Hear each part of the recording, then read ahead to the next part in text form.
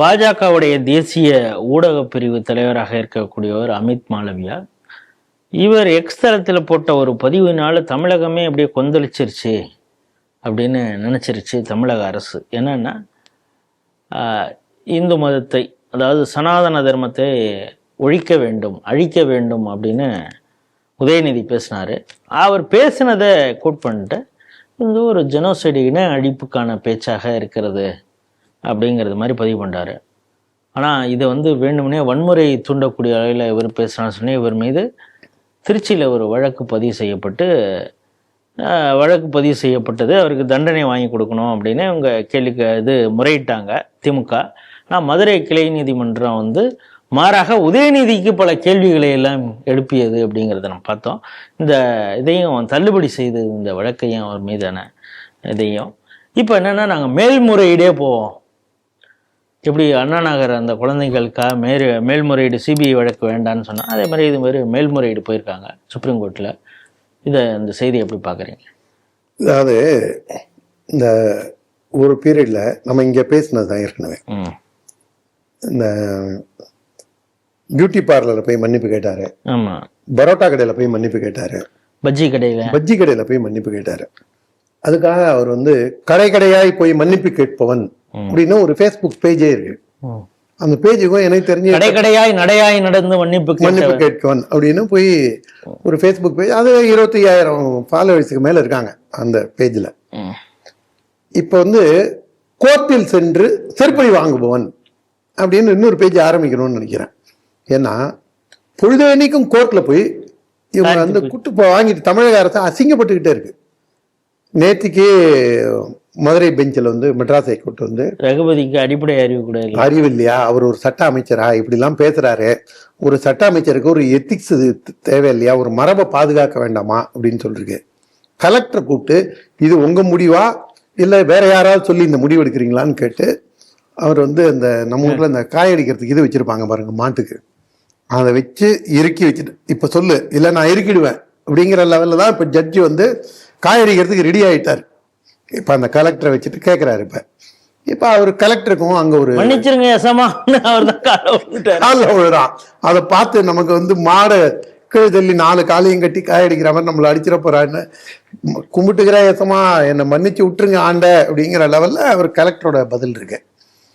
இவரை அந்த மாதிரி இன்னும் பல்வேறு வழக்குகள், நீங்க அந்த சிறுமியோட அந்த வழக்கு, அதுக்கு போய் முகுல் ரோஸ்தகி அவருக்கு ஒரு 40-50 லட்சம் ரூபா ஃபீஸ் கொடுத்து அவரை என்கேஜ் பண்ணாங்க. அப்புறம் இந்த மாதிரி தொடர்ந்து ஒவ்வொரு பாட்டில் பாலாஜிக்கு ஏன் அவர் அமைச்சரா இருந்தா என்ன தப்பு அப்படின்னு நீயா விளக்குறியா இல்ல நாங்க விளக்கட்டமான்னு கோர்ட்டு கேட்டதுக்கு அப்புறம் தான் இந்த மாதிரி ஒவ்வொரு தரையுமே அசிங்கப்படுறதுக்குன்னு இருக்கக்கூடிய ஒரு ஆட்சி இந்த திராவிட மாடல் ஆட்சி. இதை தமிழ் ஊடகம் இதை பெரிய லிஸ்ட் அவுட் பண்ணி இதை ஒரு 4 நாள் விவாதிக்கலாம். ஆனா எந்த பயிலும் அதை விவாதிக்க மாட்டான். ஏன் இன்னைக்கு எடப்பாடி பழனிசாமி மோடியை பார்த்து 1/2 இன்ச்சுக்கு சிரிச்சார், எப்போதும் 1.5 இன்ச்சுக்கு சிரிக்கிறவர் ஏன் 1/2 இன்ச்சுக்கு சிரிச்சார், இன்னைக்கு ஏன் 1 இன்ச்சு குறைஞ்சிருக்கு அப்படின்னு கேட்கிற அளவுல இந்த பயில விவாதம் இருக்கும். இது சிரிப்பு. அதனால வேற ஏதாவது தப்பா எடுத்துக்க போறாங்க. அந்த அளவுக்கு இந்த ஊடகங்கள் திமுகக்கு அடியாளாவே இருக்கு. இந்த பயில அதை விவாதிக்கிறார். இப்ப இந்த இதுல கேஸ்ல அமித் மால்வியா கேஸ்லயும் இவங்க கம்ப்ளைனன்ட் திருச்சி மாநகர் மாவட்ட இளைஞரணி துணை அமைப்பாளர் திமுகவை சேர்ந்தவர். அவர் கொடுக்குற கம்ப்ளைண்டை எடுத்து காவல்துறை விசாரிச்சு கேஸை ஃபைல் பண்ணி மதுரை பெஞ்சில் கேஸ் இதாகி அதை தள்ளுபடி பண்றாங்க. போடா வேலையை பாடுறா, பைத்தியக்கார மாதிரி இதெல்லாம் தூக்கிட்டு வராதரா அப்படின்றாங்க. எவ்வளோ முக்கியமான வழக்குகள் இருக்கு, அதெல்லாம் விட்டுருவாங்க. மோடியை தூக்கில போட்டு செருப்பால் அடிக்கிற மாதிரி பண்ணுவாங்க. அண்ணாமலை இளம்சிங்கம் அண்ணாமலையை கேவலப்படுத்துவாங்க. மீது 3 தடவை லெட்டர் எழுதிட்டாங்களே இடி, ஒன்னும் ஃபைலே பண்ணல, எந்த இதுவுமே செய்ய மாட்டாங்க. அதாவது அதுக்கும் மேல்முறையீடு போறாங்க. இந்த கேஸ் ஃபைல் பண்ணணும்னு இடி சொல்லியிருக்கு இல்லையா, அது கூட அதை தடை விதிக்க வேண்டும். திரும்பியும் போய் அசிங்கப்படுறதுக்குன்னே ஒரு ஆட்சி இருக்கு. அதாவது மக்கள் பணத்தை சூறையாடி, அதே மாதிரி திருப்பரங்குன்றம் கேஸ்ல பாருங்க, அவங்க அப்பீலுக்கு போனாங்க. யார் விட்டு போனோம்? ஸ்டாலின் அப்பவும் விட்டு போனோமா, இல்ல உதயநிதி அப்பவும் விட்டு போனோமா, இல்ல இன்பநிதி அப்பவும் விட்டு போனோமா? தீபம் ஏற்றக்கூடாதுன்னு அந்த திருக்கோயிலுடைய பணத்தை எடுத்து வெள்ளப்பிள்ளையாருக்கு நிவேத்தியம் பண்ற மாதிரி நாய்க்கு சூப்பு குடிக்கணும்னு ஆசையாக இருந்ததான். அதனால அந்த நாய் எஜமான கேட்டதான் கொஞ்சம் சூப்பு குடிக்கணும்னா கொஞ்சம் நாய் வாழையே வெட்டி நாய்க்கு சூப்பு வச்ச கதையா கோவில் பணத்தை எடுத்து கோவிலுக்கு எதிராகவே நீ வாதாடுவேன். இப்பேற்பட்ட ஒரு கேடுகட்ட ஆட்சி அதில் வந்து இவங்க போய் ஃபைல் பண்ணியிருக்காங்க. இவங்கள்ட்ட போய் என்ன யோகியதையை எதிர்பார்க்க முடியும்? இதில் ஒரு கான்ட்ரவர்சி கிரியேட் ஆகும். இதை நம்மளை மாதிரி இருக்கக்கூடியவங்க தான் இதை வெளியில் கொண்டு வரணும். இதில் இந்த அஃபிடவிட்டில் என்ன சொல்கிறாங்க, சனாதனம் ஒழிப்பு என்பது சமத்துவத்தையும் சமூக நீதியும் குறிப்பது. அப்படின்னா என்ன சொல்றான் புரியலையா? சமத்துவமும் சமத்துவமும் சமூக நீதினு சொன்னா இந்து மதத்தை அழிக்கணும். அதான் அவங்க மீன் பண்றாங்க. இப்ப நாங்க வந்து சனாதன ஒழிப்புங்கிறதோட அர்த்தமே அதுதான். அப்ப நாங்க வந்து இங்க சமூக நீதியும் இதையும் நாங்க வச்சிருக்கோம், சமதர்மத்தையும் நாங்க இங்க வச்சிருக்கோம். ஆனா நீங்க சொல்ற சனாதனங்கிறது எங்களுக்கு எதிராக இருக்கிறதுனால அதை அழிக்கணும். அவங்க அஃபிடவிட்ல தான் போட்டிருக்காங்க. அதாவது மீண்டும் தமிழக அரசு அப்பயாவது இந்த ஃபால்டாயில்னு சொல்றாங்களே அந்த சின்னத்தை தத்தி தான் சொன்னாப்ல. இப்ப இந்த ஆட்சியாளர்களே சுப்ரீம் கோர்ட்ல போடுற மனு என்ன சொல்றாங்கன்னா இதை அழிச்சே தீரணும் அப்படிங்கிற அளவுல தான் இவங்களுடைய அஃபிடவிட் இருக்கு. அதனால திரும்பியும் போய் முன்னாடியாவது ஒரு அடி விட்டாங்க. காலையில இருந்து சாயங்காலம் வரைக்கும் கோர்ட்ல நிக்க வச்சு அடிக்க போறாங்க. ஆமா, இவங்க வந்து உடம்பெல்லாம் 2 இழுப்பு இழுக்கணும்பாங்கல்ல மூர்த்தையில கோட்டடி அடிச்சு 2 இழுப்பு இழுக்கணும்னு, அந்த மாதிரி காலையிலேருந்து சாயங்காலம் வரைக்கும் இவங்க வாங்கினாதான் இந்த ஆட்சி திருந்தும்னு நினைக்கிறேன். தமிழ்நாட்டில் எவ்வளோ பிரச்சனைகள். 2 வயசு பொன் குழந்தைய ஒரு ஆள் கிருஷ்ணகிரியில் ஒரு ஆள் கெடுத்துட்டான். இந்த ஆள் பேர் என்ன? திமுக. அவருக்கு பேர் வந்து ஏதோ ஒரு பேரு, ஆனா அவர் கூப்பிடுற பேர் கலைஞர்.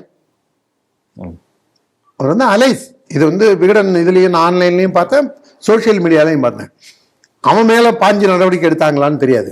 நேத்திக்கு கொண்டுட்டாங்களா இதுல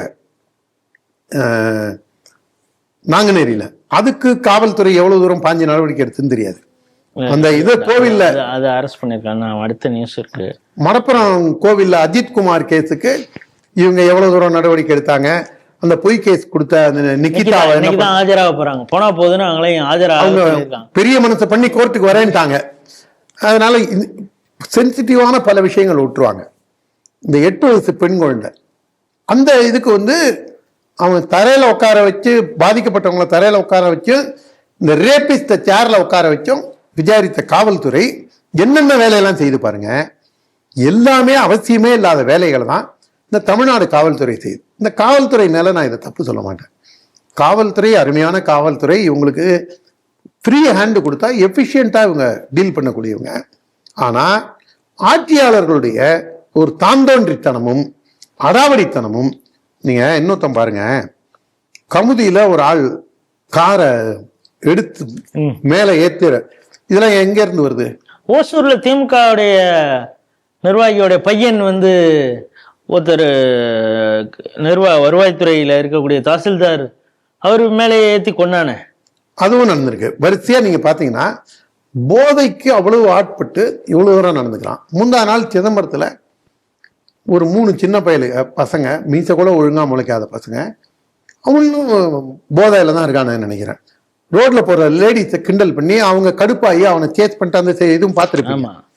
இந்த மாதிரி விஷயங்களுக்கெல்லாம் நடவடிக்கை எடுக்க வேண்டிய காவல்துறை கோர்ட்ல போய் என்ன போய் சொல்லிட்டு இருக்கு. இது வந்து காவல்துறையே என்ன சொல்லணும், சார் எங்களை தயவு செஞ்சு இப்படிலாம் அசிங்கப்படுத்தாதீங்க, பிளீஸ் எங்களை விட்டுருங்க, இல்லை வேற யாராவது வச்சு பார்த்துங்கன்னு சொல்லக்கூடிய அளவுக்காவது அவங்களுக்கு தன்மானம் இருக்கணும். ஆனா அதையே இழந்து இப்படி ஒரு பொழப்பு தேவையாங்கிற அளவில் தமிழக காவல்துறை நடந்துக்குது. சுப்ரீம் கோர்ட் உறுதியாக நீதி தேவதை மீண்டும் மண்டையில குட்டி மூஞ்சியில அரைஞ்சு காரி உமிஞ்சிதான் அனுப்ப போகுது பாருங்க.